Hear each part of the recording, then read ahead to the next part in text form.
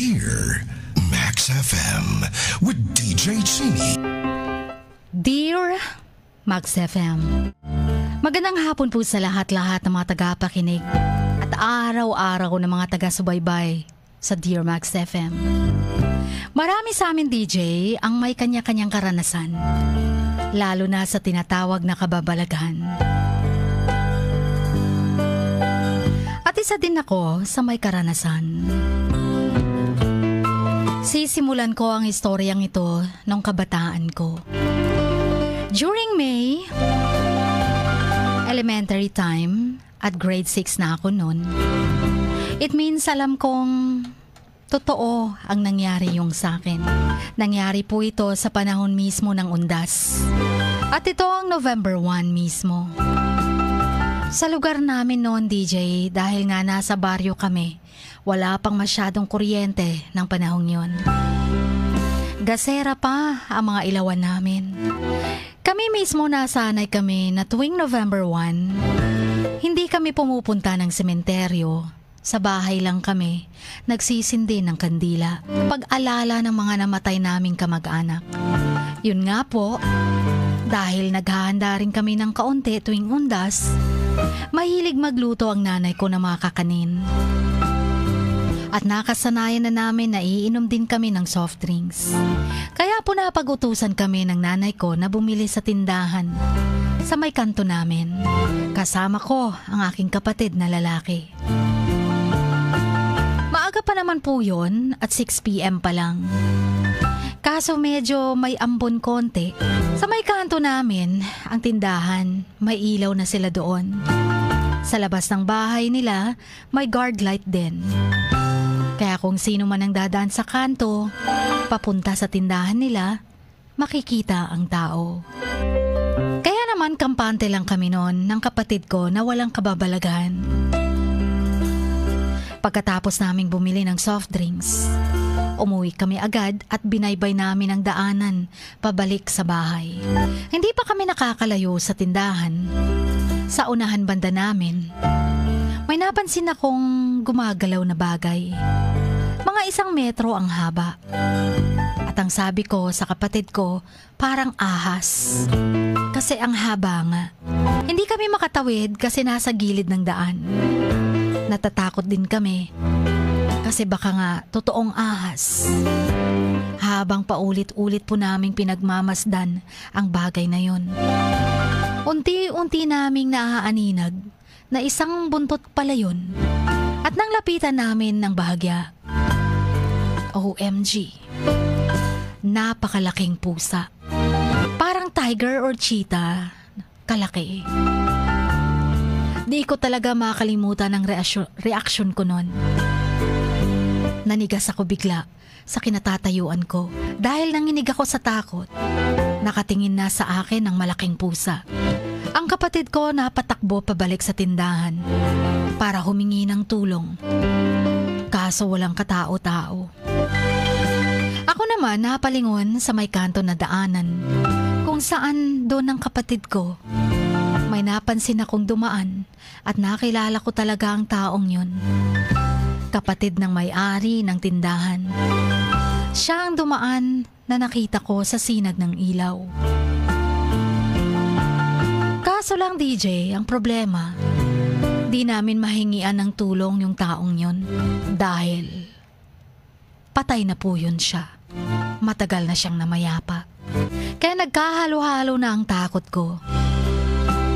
Ang takot namin ng kapatid ko. Nag-decide kaming huwag baybayin ang daanan pabalik sa amin. Instead, sa ibang daanan kami dumaan sa gilid ng iba pang bahay doon.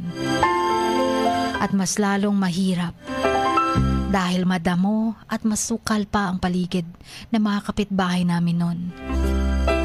At nang gabing yun ay sobra pang madilim. Wala din kaming dalang flashlight noon. Kasi di namin in-expect na makaka-experience kami ng ganoon. Kahit pa masukal, mapuno at madamo ang dinaanan namin ng kapatid ko. Kahit puno kami ng takot, pinilit naming makauwi. Hanggang nakarating kami sa gilid ng bahay namin. May mga cyclone wire pa kaming dinaanan. Bahala na lang.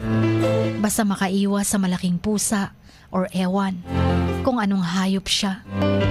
Pero ang laki talaga. Plus, nakita ko pa yung kalugar naming patay. Sinabi namin lahat yon sa nanay namin. Ang sabi lang niya, katang isip lang daw namin dahil hindi daw totoo yun. Simula noon, hindi ko makakalimutan na naka-experience ako noon. Hindi naman po ako masyadong matatakutin. Kaso lang, pag nasa sitwasyon ka na, hindi mo na alam i-explain ang pakiramdam mo. Kung naninigas ka na ba sa takot or kung di ka na makagalaw. Dahil sa pakiramdam mo'y sobrang takot ka na. At hindi lang yun ang na-experience ko. Nakakita ako ng taong patay. Dahil minsan na din akong nakakita ng taong nakabarong at siguradong isa rin itong patay. Palibot-libot siya sa paligid ng bahay namin. Doon pa rin sa lugar namin. At high school ako noon. Nakasanayan ko na kasi pag maiihi ako, bababa ako at sa labas iihi.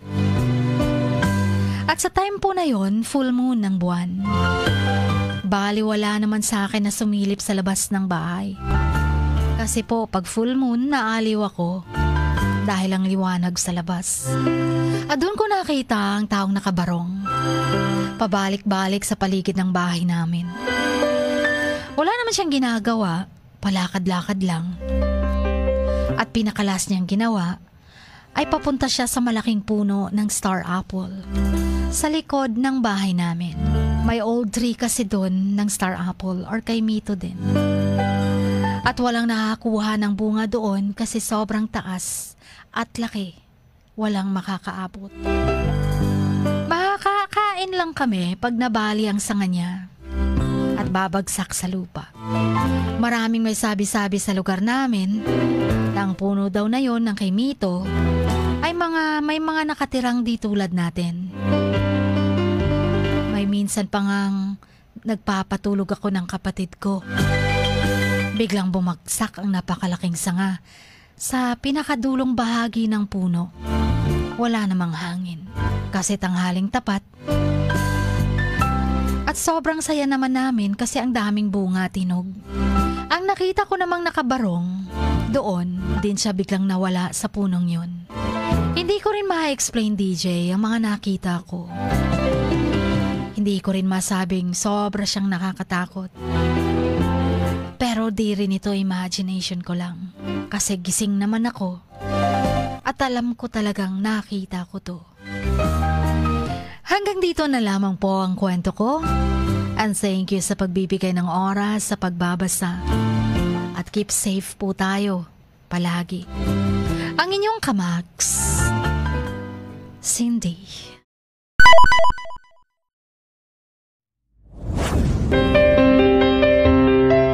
Sing like no one is listening. Love like you've never been hurt. Dance like nobody is watching. And live like it is heaven on earth. Dear Max FM.